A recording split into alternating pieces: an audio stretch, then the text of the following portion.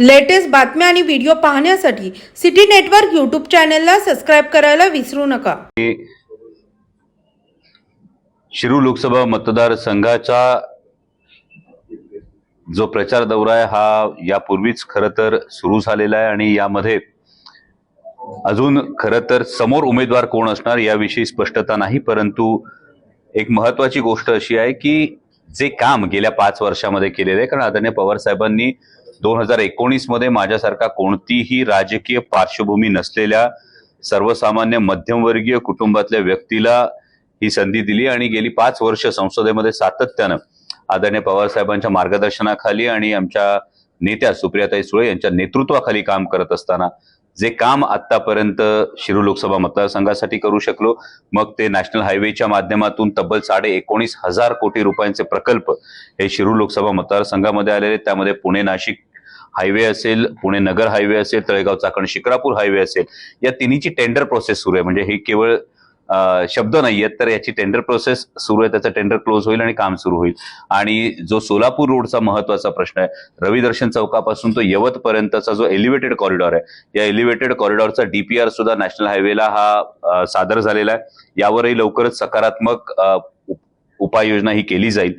त्याचबरोबरीनं Pune Nashik semi high speed railway असेल, आपण सगळे याचे साक्षीदार आहात की Pune Nashik semi high speed railway 20-25 वर्ष आपण फक्त ऐकत होतो, परंतु याचं पहिलं महाराष्ट्र सरकारला सादरीकरण हे 2019 ला आपण निवडून आल्यानंतर 2020 ला झालं। याची प्रिन्सिपल अप्रुव्हल जी फायनान्शियल ऍक्टिव्हिटीसाठीचं होतं ते सुद्धा 2020 मध्ये आलं आणि त्यानंतर महाराष्ट्र सरकार असेल, रेल्वे बोर्ड असेल, नीती आयोग असेल, त्यानंतर एक्सपान्शन कमिटी असेल, या सगळ्या मंजुऱ्या घेऊन आता अगदी अंतिम टप्प्यावर म्हणजे कॅबिनेट अप्रुव्हलसाठी पुणे नाशिक सेमी हायस्पीड रेल्वेचा हा प्रकल्प आहे। त्याचबरोबरीनं बैलगाडा शर्यतीचा जो अत्यंत महत्वाचा मुद्दा हा संपूर्ण शिरूर लोकसभा मतदारसंघासाठीच नाही तर संपूर्ण महाराष्ट्रासाठी एक अत्यंत महत्वाचा अस्मितेचा आमचा मुद्दा होता आणि अखिल भारतीय बैलगाडा संघटना असेल, बैलगाडा मालक, बैलगाडा शौकीन या सगळ्यांनी एक सातत्यानं 7 वर्ष जो लढा दिला, आज आपण सगळेजण जाणता की बैलगाडा शर्यत आज माननीय सर्वोच्च न्यायालयाच्या आदेशानं ही सुरू झालेली आहे। याची वारंवार संसदेतली जी मांडणी ही सुद्धा आपण सगळ्यांनी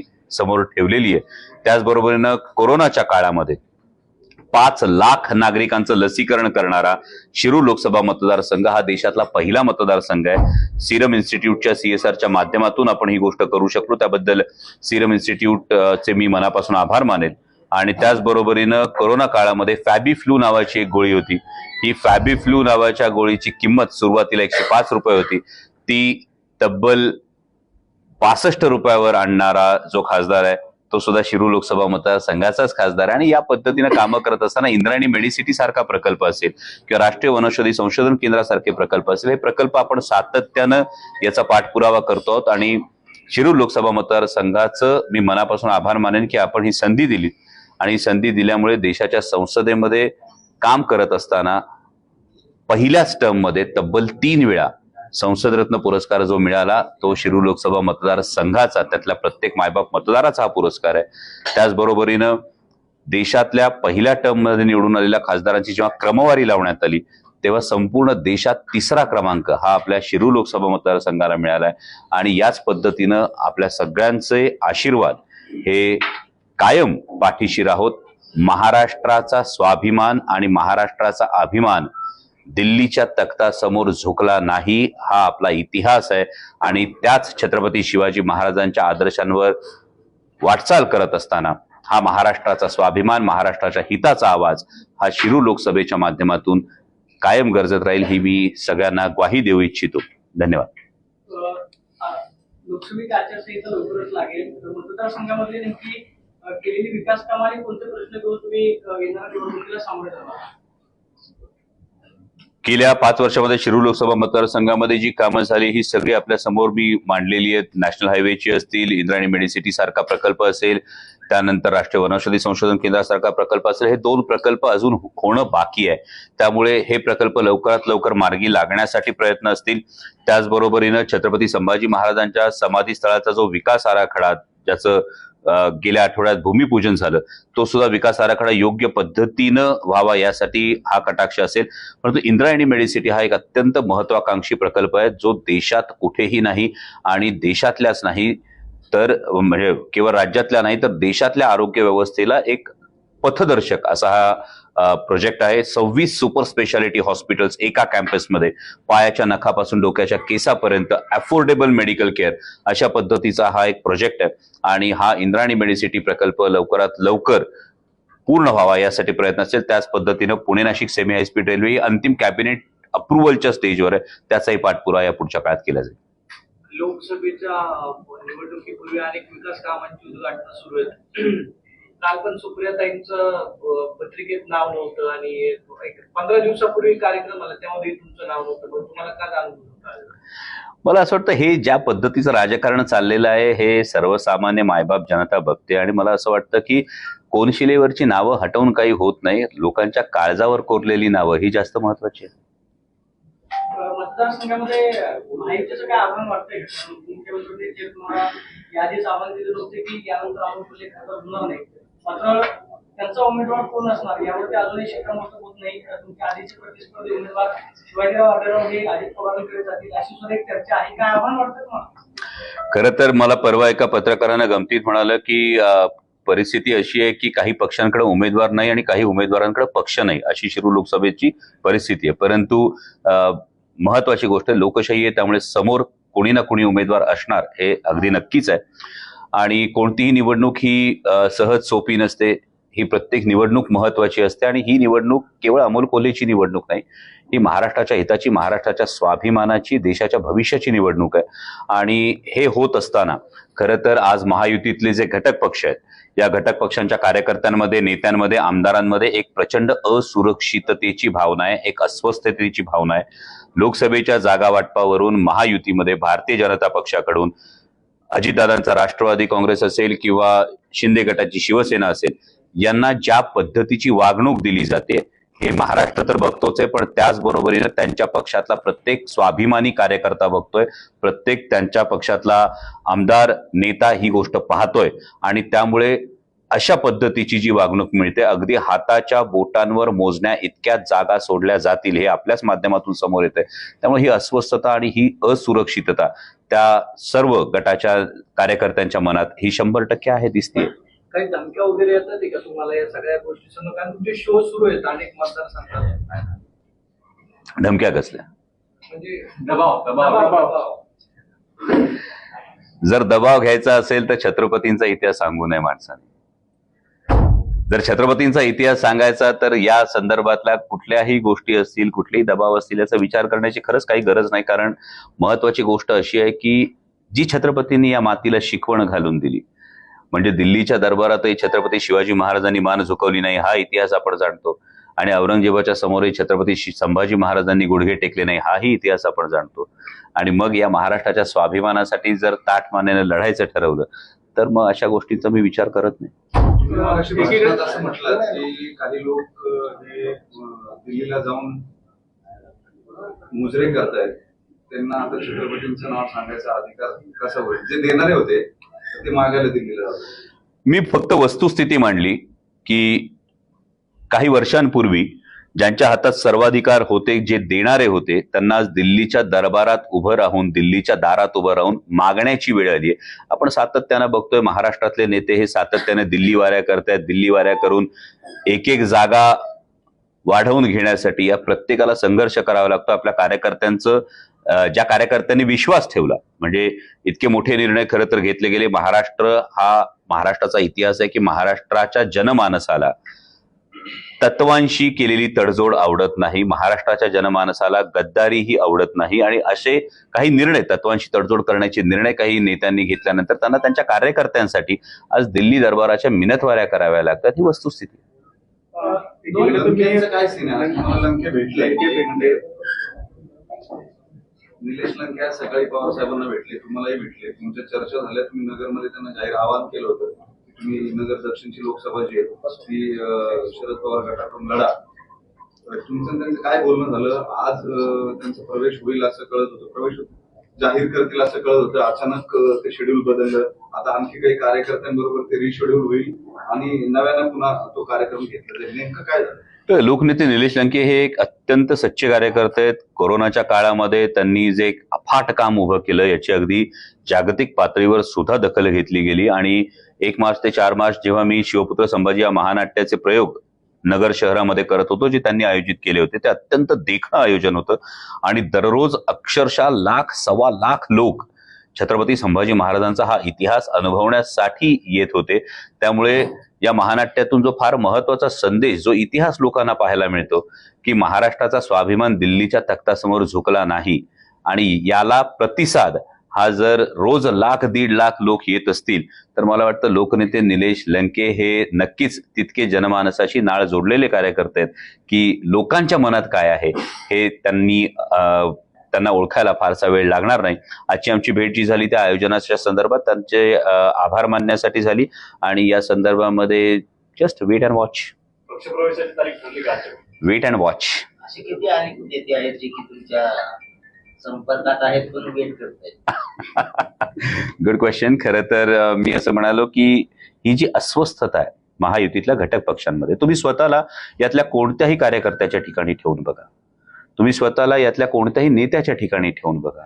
ज्या पद्धतीनं भारतीय जनता पक्षाकडून एक वागणूक दिली जाते, ही जर वागणूक तुमच्या बाबतीत झाली तर तुमच्या मनात ती असुरक्षितता येणार नाही का? ती अस्वस्थता येणार नाही का? तर अनेकांच्या मनात हा संभ्रम आहे ना.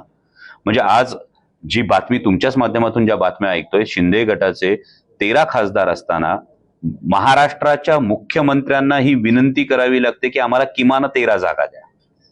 जर ही एवढी असुरक्षितता सिटिंग खासदारांच्या बाबतीत होत असेल तर ही पुनरावृत्ती ही विधानसभेच्या बाबतीत होणार नाही का? ही पुनरावृत्ती या पुढच्या काळात जेव्हा महानगरपालिकेच्या निवडणुका होतील त्यावेळी होणार नाही का? ही असुरक्षितता प्रत्येक कार्यकर्त्याच्या मनात त्या गटाच्या ही नक्कीच आहे ना. आणि त्यामुळे असे अनेक गोष्टी आहेत ज्या गुलदस्त्यात आहेत. So just wait and watch. आज काय झालं पण लंकेंचं?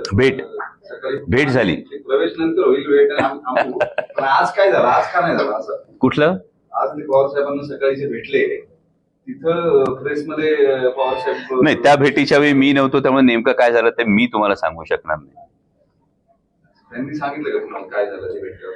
नाही, आमची भेट मी तुम्हाला सांगितलं त्या पद्धतीने त्या आयोजनाच्या संदर्भामध्ये जी चर्चा होती त्या संदर्भात. भेटीच्या अगोदर तुमची भेट झाली की त्या भेटीच्या नंतर तुमची भेट झाली? नाही, माझी भेट त्यांची साधारणतः 11:30 पावणे 12च्या आसपास आहे. नंतर भेट झाली. म्हणजे त्या भेटीत काय झालं हे लंकेने मला कल्पना आहे. आव्हान केलं त्याला प्रतिसाद देतात का ते? हा, मी त्यांना आव्हान केलं आवाहन केलं होतं तुम्ही, हे श्रेय तुमचं आहे का? नाही, माझं हे श्रेय नाही. कसं आहे, यामध्ये आदरणीय पवार साहेबांनी गेली 55 वर्ष महाराष्ट्राच्या मातीत जे काही पेरलंय ना, हे इतकं अफाट आहे. आणि महाराष्ट्रातला सर्वसामान्य नागरिक, सर्वसामान्य शेतकरी, सर्वसामान्य तरुण, सर्वसामान्य महिला, हे आदरणीय पवार साहेबांनी काय केलंय हे प्रत्येक जण जाणतो. आणि महाराष्ट्राची संस्कृती आहे. म्हणजे आत्ताच मी एक फार सुंदर ऐकलं की वडिलांनी मनी ऑर्डर केल्यानंतर वडिलांचे आभार मानायचे असतात, पोस्टमनचे नाही. त्यामुळे ही एक जी संस्कृती आहे, यामध्ये वडिलांना जेव्हा त्रास होतो तेव्हा प्रत्येक जण ठामपणे उभा राहतो. आणि पवार साहेबांनी इतकं अफाट पेरलेलं आहे. मग शेतकऱ्यांसाठी असेल, तरुणांसाठी असेल, रोजगाराच्या दृष्टीने असेल, पुरोगामी विचाराच्या बाबतीत असेल, महिलांच्या बाबतीत असेल. आणि आज जेव्हा पवार साहेबांना घेरलं जातंय, ही गोष्ट समोर दिसते, तेव्हा महाराष्ट्रातला सर्वसामान्य माणूस हा अस्वस्थ आहे, सर्वसामान्य माणूस हा पेटून उठलाय.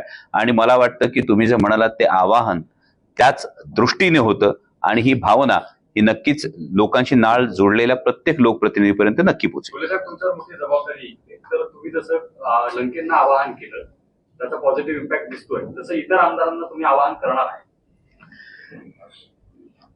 हे बघा, ही गोष्ट प्रत्येकाने ठरवायची. आणि आमदार काही नवखे कार्यकर्ते नाहीयेत. प्रत्येक आमदार हा काही लाख लोकांचं प्रतिनिधित्व करत असतो. त्यामुळे त्या प्रत्येकाविषयी तो आदर असणं हे स्वाभाविकच आहे. आणि हा प्रत्येक आमदार, 2 गोष्टी मी वारंवार तुम्हाला सांगतोय. एक म्हणजे सुरुवातीला अनेक आमदारांनी एक भूमिका मांडली की आम्ही विकासासाठी केलोय, पण जेव्हा देणाऱ्यावरच मागणाऱ्याची वेळ येते तेव्हा नेमकं किती मिळणार हा प्रत्येक आमदाराने आत्मपरीक्षण करण्याची एक गोष्ट आहे. आणि दुसरी महत्वाची बाब, महाराष्ट्राचा जनमानस जो आहे हा तत्वांशी केलेली तडजोड मान्य करत नाही, ही वस्तुस्थिती आहे, हा इतिहास सुद्धा आहे. आणि त्यामुळे ज्या जनमानसातून निवडून जायचंय त्या जनमानसाचं म्हणणं काय हे सुद्धा प्रत्येकच लोकप्रतिनिधी याचा अंदाज नक्की घेईल आणि येणाऱ्या भविष्य काळामध्ये तुम्हाला याचं प्रतिबिंब हे राजकीय घडामोडींमध्ये दिसेल. त्यांचे दोन थांबले गेले की जर येणार असतील इच्छुक असतील तर येऊ देणार.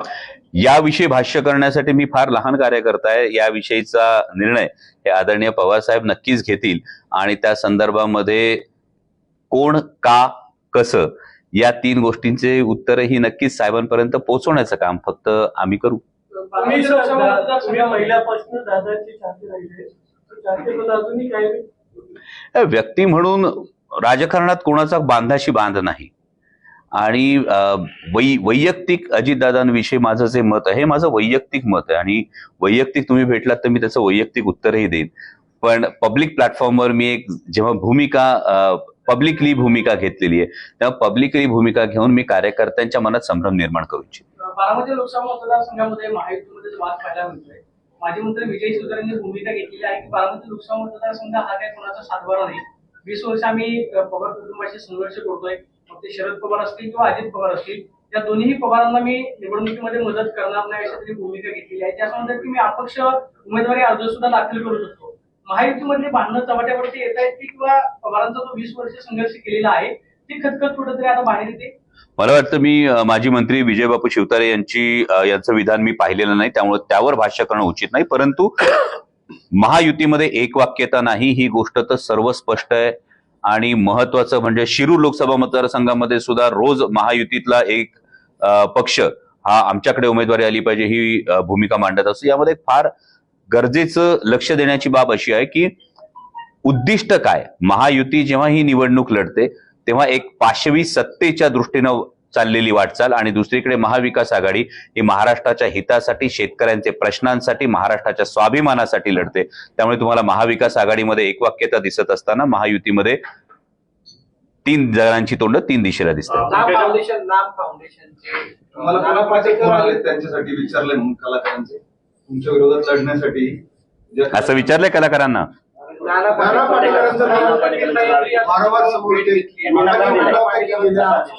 मला वाटतं ज्येष्ठ अभिनेते नाना पाटेकर यांचं जर नाव चर्चेत येत असेल तर मोठे अभिनेते आहेत. परंतु मग माननीय उपमुख्यमंत्री अजितदादा पवार यांनी मांडवगण फराटा इथल्या सभेत जे विधान केलं होतं त्याला स्वतःच दादा आपला शब्द फिरवतील असं मला वाटत. पंकजा मुंडेंनी वक्तव्य केले ते म्हणतात की आता पुन्हा वनवास नको. जनतेला त्यांनी विचारलं की आता तुम्ही माझ्यासोबत आहात तर ही जी उद्विग्नता भाजपच्या नेत्यांमध्ये पाहायला मिळते आपल्याला. बघा, पंकजाताई या अत्यंत लढवय्या नेत्या आहेत आणि स्वर्गीय गोपीनाथजी मुंडे साहेबांचा एक फार मोठं योगदान महाराष्ट्राला सुद्धा आहे आणि त्यांचा एक फार मोठा चाहता वर्ग आजही आहे. पण भारतीय जनता पक्षाच्या नेत्यांमधली उद्विग्नता ही भारतीय जनता पक्षाची पहिली यादी जेव्हा जाहीर झाली तेव्हाच समोर आली. अनेक जणांनी मिळालेलं लोकसभेचं तिकीट परत केलं. अनेक जणांनी राजकीय संन्यास घेतला. अगदी कोविडच्या काळामध्ये ज्यांनी चांगली कामगिरी सुरुवातीला केली होती ते डॉक्टर हर्षवर्धनजी यांना सुद्धा तिकीट नाकारण्यात आलं. दिल्लीतल्या ज्या मंत्री होत्या मला वाटतं खासदार मीनाक्षीजी लेखी यांचं तिकीट नाकारण्यात आलं. जयंतजी सिन्हा यांनी सक्रिय राजकारणातून निवृत्ती घेतली. जेव्हा भारतीय जनता पक्ष एकीकडे अब की बार 400 पार असा कार्यकर्त्यांचा उत्साह वाढवण्यासाठी नारा देतो त्याच वेळी जेव्हा मिळालेलं तिकीट लोक परत करतात, भारतीय जनता पक्षाचे नेते हे राजकीय संन्यास घेत आहेत, यावेळी भारतीय जनता पक्षामध्ये ऑल इज नॉट वेल ही गोष्ट स्पष्ट होते. मुख्य निवडणूक आयुक्त जे आहेत ते लोकसभा निवडणूक समोर असताना राजीनामा दिला नाही, खरं तर ही अत्यंत पेचाची गोष्ट आणि त्यांनी राजीनामा का दिला याची कारणं जेव्हा समोर अगदी स्पष्टपणे येतील.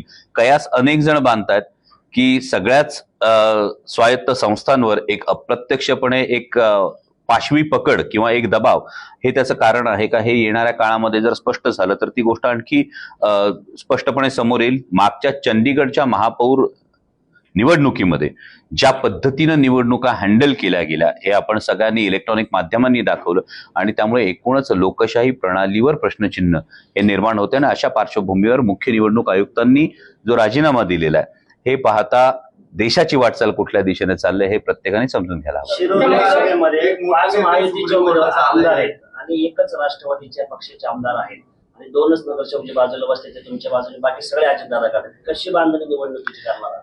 काही वेगळं नाहीये. 2019ला जेव्हा आदरणीय पवार साहेबांनी लोकसभा निवडणूक लढवण्याची संधी दिली तेव्हा सुद्धा एकच आमदार हा राष्ट्रवादी काँग्रेस पक्षाचा होता. 5 आमदार विरोधातले होते. मला वाटतं सेम सिच्युएशन पुन्हा आहे. त्यावेळी 2019ला निवडून आल्यानंतर आधी 1-5 होतं, नंतर 5 आमदार राष्ट्रवादी काँग्रेस पक्षाचे झाले, एकच विरोधी पक्षातला राहिला. आता सुद्धा 2024 नंतर 1-5चं पुन्हा 5-1 करू. तुमच्या मतदारसंघामधला प्रश्न आहे की दिलीप मोदी आणि शिवाजीराव आढळरावांचं भांडण हे सगळ्यांना सर्वस्वी होतं. 2 दिवसांपूर्वी आढळराव त्यांच्या घरी गेले. ते अजित पवार गटात जाणार अशी चर्चा, मात्र दिलीप मोदी वारंवार सांगतात की मी त्यांचं काम करणार नाही. मग अशा सगळ्या परिस्थितीमध्ये तुम्ही दिलीप मोदींची मदत घेणार किंवा ती संधी मिळवणार, काय आवाहन कराल दिलीप मोदींना? मला असं वाटतं की रणनीती ही इम्पॅक्ट मध्ये दाखवायची असते, ती सांगण्याची गरज नसते. म्हणजे ते जवळपास निश्चित झाले असं म्हणायला हरकत नाही. कसं आहे, काही सगळ्याच गोष्टी सांगितल्याच्या त्याच्यामध्ये काही तथ्य नाहीये, परंतु दिलीप मोहिते हे एक अत्यंत अनुभवी नेते आहेत. त्याचबरोबर एक स्पष्ट वक्ता असलेला एक नेतृत्व आहे आणि त्यांचं मला काय मार्गदर्शन राहिलेलं आहे. आणि या संदर्भामध्ये पुढे कोण समोर उमेदवार येतो त्यानुसार पुढच्या गोष्टी ठरवू. नाही, सुप्रीम कोर्टाने आज एक मोठा निर्णय घेतला. एसबीआयनं जो इलेक्ट्रल बॉन्ड्सचं एक्सटेन्शन मागितलं होतं जाहीर करण्यासाठी, ते रिजेक्ट करून लगेच तातडीनं ऑफिस आवर्स संपायच्या आतमध्ये सबमिशन करायला लावलंय. तुम्ही कसं बघता या निर्णयाकडे आणि याचा कुणाला स्ट्रेट अवे फायदा होईल असं तुम्हाला वाटतं? नाही, माननीय सुप्रीम कोर्टाचं मी मनापासून या गोष्टीसाठी आभार मानतो, कारण इलेक्टोरल बॉन्ड्स जेव्हापासून ही संकल्पना आली तेव्हापासून देशाच्या संसदेमध्ये याच्याविषयी कायम संशयाच्या नजरेनं पाहिलं गेलं आणि एक दबक्या आवाजात ही चर्चा कायम अशी राहिली की जवळपास 85% इलेक्टोरल बॉन्ड्स हे फक्त सत्ताधारी पक्षाकडे गेलेले आहेत आणि त्यामुळे भारतीय जनता पक्षाकडे एक प्रचंड मोठी यंत्रणा, प्रचंड मोठी साधन संपत्ती ही गोष्ट व्हायला लागलेली. आणि मला वाटतं दूध का दूध पाणी का पाणी ही जेव्हा इलेक्टोरल बॉन्डचं डिक्लेरेशन होईल त्यावेळी दूध का दूध पाणी का पाणी होऊन जाईल आणि सर्वसामान्य जनतेला कळेल की अशा पद्धतीनं 2014 मध्ये जंतर मंतरच्या आंदोलनाच्या आडून भ्रष्टाचाराविरोधात ओरडून जो पक्ष सत्तेवर आला त्यांनी नेमकं काय केलंय. एका अप्रत्यक्ष मार्गानं या पद्धतीने ही माया जमवून ती नंतर निवडणूक यंत्रणांसाठी वापरण्याचा जो सातत्यानं प्रयत्न आहे हा लोकांसमोर येईल आणि या निर्णयासाठी मी माननीय सर्वोच्च न्यायालयाचा मनापासून आभार मानतो. सातत्याने केंद्रीय यंत्रणांचा उल्लेख केला जातो. रवींद्र वायकर हे उद्धव ठाकरेंचे विश्वासू सहकारी होते. 24 तासापूर्वी उद्धव ठाकरेंनी त्यांच्या घरी जाऊन भेट घेतली, त्यांचा सत्कार केला आणि 24 तास उलटाच्या आतमध्येच ते शिंदे गटामध्ये प्रवेश केला. रवींद्र वायकर असं म्हणतात की मतदारसंघातल्या विकास कामांसाठी मी एकनाथ शिंदेकडे गेलोय आणि एकनाथ शिंदेना किरीट सोमय्यांबद्दल प्रश्न विचारला की ज्यांच्यावरती 500 कोटींचा आरोप केला होता. मुख्यमंत्री असं म्हणतात की आता तो विषय कशाला काढताय, काय सांगतात? मला वाटतं हे सगळं जगजाहीर आहे. सर्वसामान्य माणसाला जरी तुम्ही जाऊन विचारलं तरी काय होतं, तरी त्याचं उत्तर हेच येतं की जेव्हा आईस येतो, इन्कम टॅक्स, सीबीआय, ईडी, तेव्हा भले भले गारठतात आणि त्यानंतर मात्र या कारवाया जवळपास 80 ते 85% फक्त विरोधी पक्षातल्याच लोकांवर होतात. परंतु ज्यांच्यावर आरोप होतात त्यांनी असे प्रवेश केल्यानंतर त्या कारवायांचं काय होतं हे सुद्धा जाणून घेण्याचा अधिकार खरं तर जनतेला आहे. तुमचे प्रयोग सध्या सुरू आहेत. आचारसंहिता लागली तर फटका प्रयोगाला बसू शकतो किंवा लोक ऑब्जेक्शन त्या प्रयोगावर घेऊ शकतात.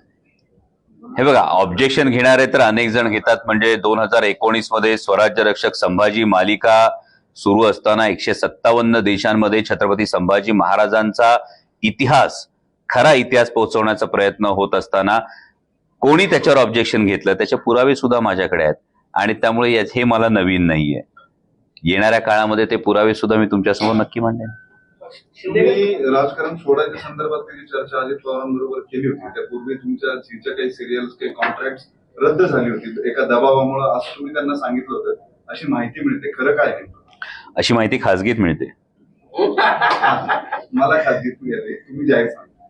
मला असं वाटतं की या संदर्भामध्ये यापूर्वी सुद्धा मी भाष्य केलेलं आणि या बाबत मी कायम एक संकेत पाडलेला की खासगीत होणाऱ्या किंवा बोलल्या गेलेल्या गोष्टी या सार्वजनिक करायच्या नाहीत, हा एक कायम हा संकेत असतो आणि मी तो संकेत पाळतो.